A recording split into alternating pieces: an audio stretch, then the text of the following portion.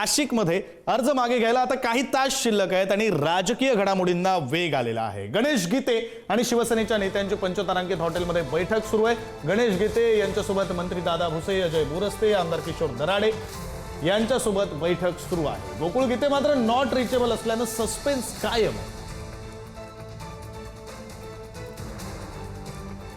आपले प्रतिनिधी किरण ताजने आपल्यासोबत जोडले गेलेले आहेत। किरण यांच्याशी बोलूया।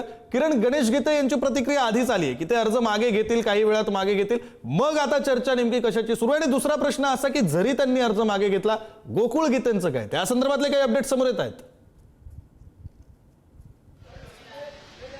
विक्रांत, सध्या मी ज्या ठिकाणी उभे आहेत त्याच्या पाठीमागच्या बाजूला जर बघितलं तर या पंचतारांकित हॉटेलमध्ये या ठिकाणी गणेश गीते आणि शिंदेच्या शिवसेनेचे मंत्री दादा भुसे यांच्यासह उपनेते असलेले अजय बोरस्ते, महानगर प्रमुख प्रवीण तिदमे, त्यासोबतच आमदार सुहास कांदे आणि नरेंद्र दराडे यांचे जे भाऊ आहेत आमदार किशोर दराडे हे देखील या सगळ्या बैठकीमध्ये सहभागी आहेत। आपण जी गाडी बघतोय ती गाडी आहेत आमदार सुहास कांदे यांची, त्यांच्यासोबतच ही दुसरी गाडी जी आहे ती प्रवीण तिदमे यांची आहेत।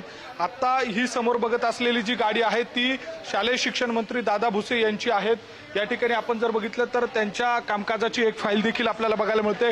दुसऱ्या बाजूला या सगळ्या दरम्यान जर बघितलं तर पुढे असलेली जी गाडी आहे ही शिंदेच्या शिवसेनेचे उपनेते अजय बोरस्ते यांची आहे। दुसऱ्या बाजूला जर बघितलं तर याच ठिकाणी ही गणेश गीते यांची गाडी आहे। काही वेळापूर्वीच ते या ठिकाणी दाखल झालेले आहेत। आपल्याला प्रतिक्रिया दिल्यानंतर ते थेट या पंचतारांकित हॉटेलमध्ये आले आणि याच ठिकाणी त्यानंतर किशोर दराडे जे आमदार आहेत, उमेदवार नरेंद्र दराडे यांचे ते बंधू आहेत आणि त्यांच्या या सगळ्या उपस्थितीमध्ये या ठिकाणी बैठक सुरू आहेत। गणेश गीते जरी या ठिकाणी आलेले असले तरी दुसऱ्या बाजूला गोकुळ गीते हे सकाळपासूनच नॉट रिचेबल आहेत। अवघे काही तास शिल्लक राहिलेले असताना गणेश गीते यांच्याकडनं सुद्धा गोकुळ गीते यांच्याशी संपर्क केला जातोय। मात्र गोकुळ गीते हे नॉट रिचेबल असल्यानं या उमेदवारीच्या संदर्भात मोठा सस्पेन्स निर्माण झालेला आहे। यामध्ये सगळ्यात महत्त्वाची बाब म्हणजे ही निवडणूक कशा पद्धतीने सुकर होईल यासाठीचे जे नरेंद्र दराडे आहेत त्यांच्याकडनं प्रयत्न केला जातोय, त्यांच्या भावाकडनं प्रयत्न केला जातोय, माजी आमदार असलेले किशोर दराडे यांच्याकडनं प्रयत्न केला जातोय आणि एकूणच मंत्री दादा भुसे यांच्यासह आमदार सुहास कांदे यांच्याकडनं प्रयत्न केला जातोय। मात्र हे प्रयत्न पाहता या ठिकाणी या प्रयत्नांना यश येईल का, हा सगळ्यात मोठा मुद्दा आहे।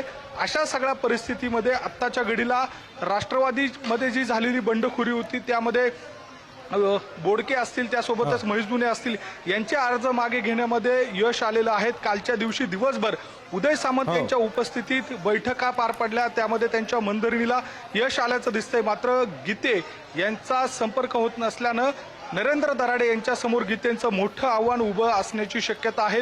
2 तास शिल्लक राहिलेले आहेत, त्यामुळे या घडामोडींना वेग आलेला आहे।